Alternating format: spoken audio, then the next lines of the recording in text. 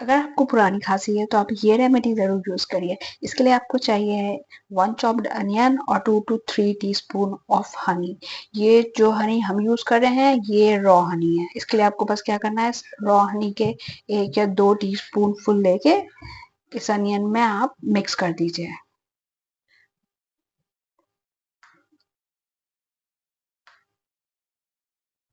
और जब ऐसा पेस्ट बन जाए थिक कंसिस्टेंसी की, इसको आप किसी भी जगह पे ऐसे ही रख दीजिए, ढक के कवर करके उसको रख दीजिए। उसके बाद आप इस ये जूस रिलीज करेगा। उसके बाद फिर आप ये जूस जो है 1 टीस्पून जो है वो जितना भी निकलता जाए आप उसको पीते जाइएगा।